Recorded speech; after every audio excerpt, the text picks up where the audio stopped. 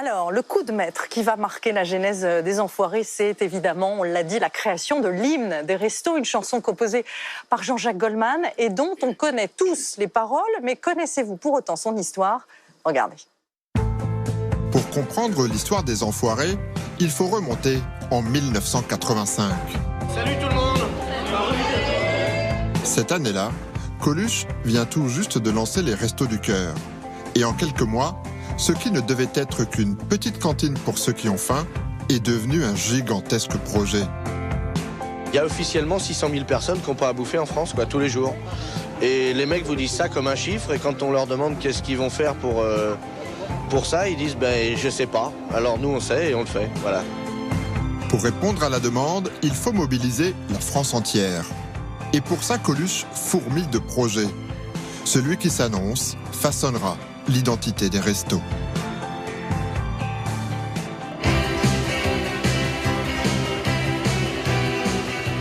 La chanson est venue très tôt dans l'idée.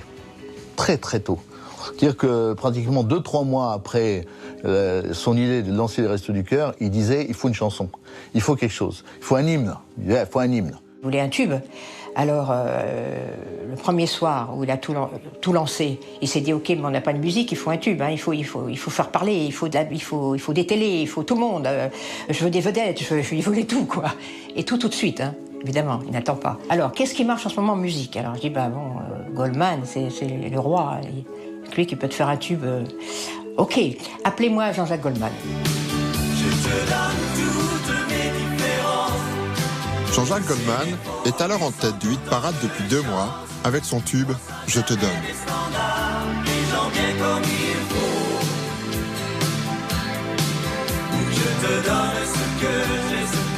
Il allait être le concepteur, le fabricant d'une chanson, d'un hymne qu'il devait écrire en un temps record parce qu'il fallait que ça sorte très vite pour que immédiatement on soit tous derrière non seulement une idée, mais derrière un chœur, derrière une musique, derrière un hymne.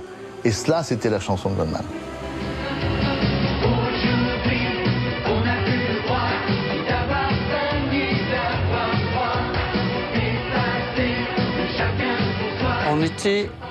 On faisait une émission, on était numéro 1 du top 50 à l'époque. En 86, Michael Jones est déjà le fidèle compagnon de route de Jean-Jacques Goldman. On avait la loge à côté de Coluche, avec Jean-Jacques évidemment. Et au bout d'un moment, ça tape à la porte. La porte s'ouvre et c'est Coluche qui rentre et il s'adresse à Jean-Jacques en disant voilà, t'es peut-être pas au courant, mais j'ai lancé un truc à la radio où je vais faire bouffer les gens qui ont faim. Et j'ai besoin d'un petit coup de pouce et ce qui m'arrangerait, c'est une chanson. Voilà, je veux un tube, et toi tu sais faire des tubes. C'était l'époque où on était sur Je te donne, où ça marchait bien. Ça serait tombé 3 semaines après, peut-être il aurait demandé à quelqu'un d'autre. Moi j'ai eu la commande, Jean-Jacques m'a demandé un coup de main pour lancer l'affaire, voilà. Guy Delacroix est aujourd'hui le chef d'orchestre des Enfoirés. À l'époque, c'était l'arrangeur de Jean-Jacques Goldman. Il me dit il faut que je fasse une chanson pour Coluche, très vite. En même temps, on a réussi à avoir un studio, si je me souviens bien, il devait y avoir 2 nuits et la journée entre. Et bizarrement, ça a été très vite et tout dans la facilité. Moi j'ai réfléchi et je lui ai dit, je pense que la chose qu'il ne faut pas faire, c'est un truc de chanteur. Parce que ça a été trop fait, ça va être banal, donc faisons plutôt un truc parlé avec des personnes de la société civile. Donc on peut mettre un footballeur, on peut mettre de façon à montrer que les restos concernent tout le monde, que c'est pas juste une histoire de chanteur. Et je lui ai dit, il y a une personne de la société civile qui n'est pas un chanteur actuellement, c'est toi, donc ou vous, je sais pas si je le voyais ou si je le tutoyais. Alors voilà le premier couplet, est-ce que ça vous dérange de le faire? Moi je file un rencard à ceux qui n'ont plus rien, sans idéologie, discours ou baratin. On vous promettra pas les toujours du grand soir, mais juste pour l'hiver, à manger et à boire. Lui il passe avec un pote, sa casquette, il dit c'est où? Enfin c'était vraiment un pro quoi, le micro ça lui faisait pas peur, donc on lui donne le texte, ouais, ça va, puis voilà, un quart d'heure après il est parti. Il avait mis sa voix pour faire le premier couplet. la chanson, elle était là, quoi. Alors qu'avant, il y avait la maquette était pas mal. On savait que la chanson, elle était forte, elle était facile à appréhender et tout ça. Mais sitôt qu'il y a ce petit machin de lancement de Coluche, ça existait. Coluche choisit ensuite la comédienne Nathalie Baye, tout juste auréolée de son 3e César. Quand il m'a demandé de participer, j'ai bien entendu pas hésité. Mais c'était quand même quelque chose qui était... on ne savait pas du tout ce que ça allait donner. Aujourd'hui, nos paupières et nos portes sont closes. Les autres sont toujours Moi, pour me faire chanter, quand même, il faut me faire... on n'était pas les chanteurs, on était les diseurs. Ça s'est fait d'une manière très simple, à vrai dire, très simple. Grâce à Michel, grâce à Coluche, on n'hésitait pas. Moi, j'avais une confiance absolue en lui, en son intelligence et en sa détermination. Coluche veut faire vite. Alors quand les stars ne peuvent pas venir en studio, il a quand même une solution. Un jour, il me dit, prends ton Nagra. Nagra, c'est le magnétophone professionnel. Viens avec moi. On va chez Yves Montand, place Dauphine. Et Yves Montand a pris le casque. Il a écouté une fois la musique. Et puis, il a pris les paroles. Et Michel lui a dit, Coluche lui a dit, bon, allez, on y va. Et donc, à tous les recalés de l'âge et du chômage. Les privés du gâteau, les exclus du partage. Si nous pensons à vous, c'est en fait égoïste. Demain, nos noms peut-être grossiront la liste. Il lit le texte, je l'enregistre, je le ramène. On avait donc en studio Michel Drucker, Nathalie Baye, on avait Michel Platini qui enregistrait à Juventus et Yves Montand. Puis il revenait avec les bandes et puis nous on recalait ça. C'est un petit truc de pote avec 3 bouts de ficelle, hein, quand même. Faut remettre les choses comme ça avec quelques musiciens de passage. Et 3 jours après, la chanson était faite, le clip était tourné et quelques jours après, passait à la télé.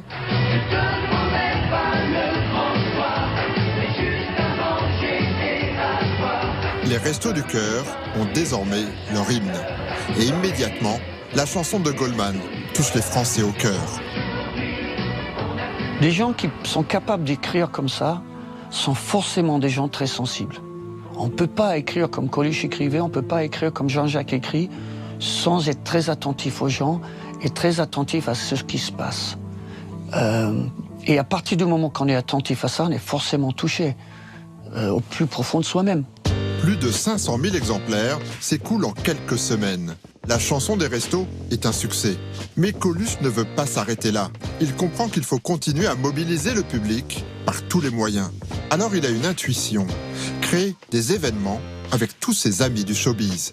Acteurs, chanteurs, sportifs, journalistes, tous étaient à Saint-Ouen au Short, autour de l'Enfoiré National, pour un soir gardien de but et ravis de voir le football au service des Restos du Cœur. Moi, je suis vachement content. Il faudrait que tout le monde fasse ça, quoi, tu vois. Alors, ce qu'on veut faire, c'est que on va faire ça une fois par an, de manière à relancer un peu l'affaire, quoi, tu vois, à chaque fois. Et puis après ça, les gens, ils vont nous aider. Puis comme ça, on va nourrir tout le monde. Enfoiré. Dans la foulée, Coluche organise un autre événement, la Boum du Cœur. Sans le savoir, il vient de lancer ce qui deviendra plus tard le concert des Enfoirés. Eh ben, c'est vachement bien parce qu'on a fait ça comme une connerie, évidemment. Le principe est déjà là. Sur scène, les stars du moment se succèdent au profit des Restos du Cœur.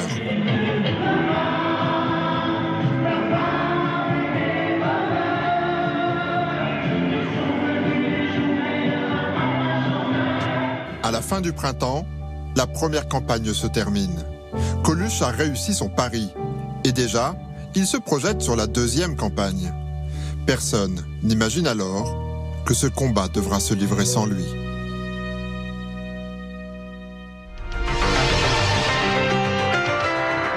Madame, monsieur, bonsoir. Coluche est mort cet après-midi à 16h. Cela s'est passé près de Grasse. Sa moto a été heurtée par un camion.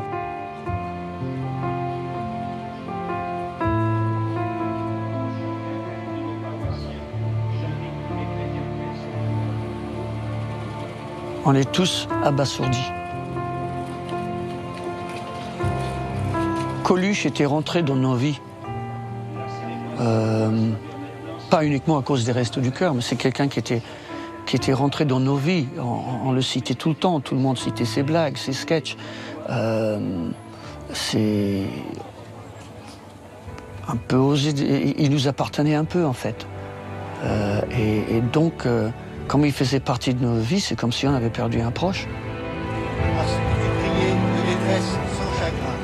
Curieusement, rapidement, parce que j'ai fait le reportage de son enterrement, j'ai fait le reportage de toutes ses obsèques à la maison, enfin voilà, j'ai tout fait. Mais il y avait dans tous les esprits, les Restos du Cœur, que vont-ils devenir? Ils vont mourir aussi. Dans tous les esprits, c'était ça. Les milliers de bénévoles sont désemparés. Comment faire sans Coluche? Comment faire sans celui qui a su renverser des montagnes pour faire vivre les Restos du Cœur? Il faut quand même, derrière, quelque chose qui pousse. Il n'est plus là face aux médias, il n'est plus là face aux politiques, il n'est plus là pour animer avec son énergie formidable l'ensemble des équipes. Sans Coluche, fin juin 1986, le cœur des Restos a cessé de battre.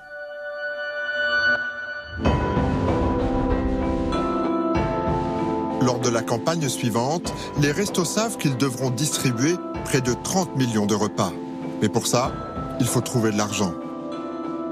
Véronique Colucci, désormais à la tête des Restos, va alors reprendre et développer l'idée de Coluche et de sa fameuse boum du cœur. Les ressources n'étaient pas gigantesques. Et en parlant avec le producteur d'Eddie Mitchell, Claude Wild, il vient l'idée de faire une tournée. Une tournée réunissant les plus grandes stars de l'époque, cela n'a jamais été fait.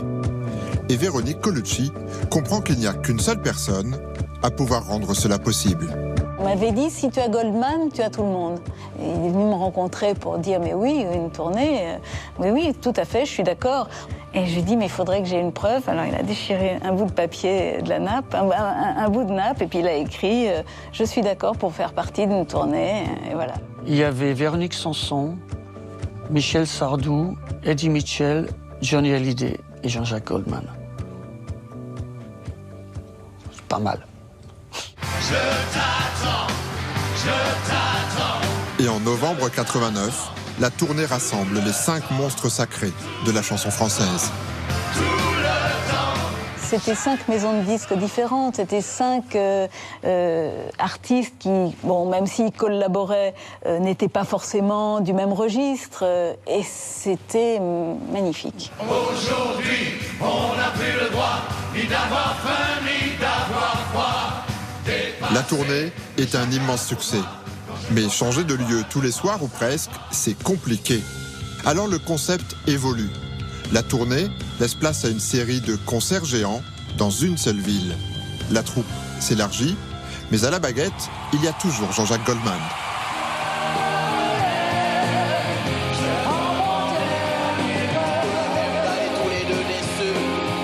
Jean-Jacques s'est impliqué à fond.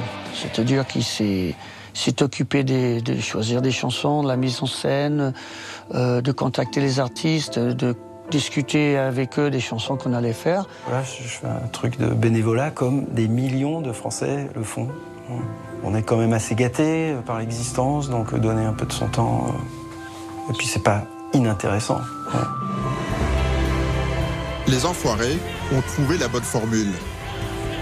Un savant mélange de stars chantant les plus grands tubes du moment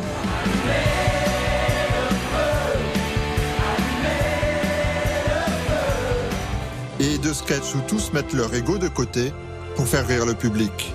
Bonsoir messieurs. Bonsoir. Donc visiblement c'était une émission pour les 6-8 ans. 3. Quel acteur. Un spectacle unique au monde. Nulle part ailleurs autant de stars se rassemblent chaque année pour une même cause. Car malgré les années, les Enfoirés sont toujours restés fidèles à l'esprit de Coluche. La générosité, la solidarité, ça doit être joyeux et festif. Entre les Enfoirés et les Restos, une histoire d'amour qui dure depuis 30 ans.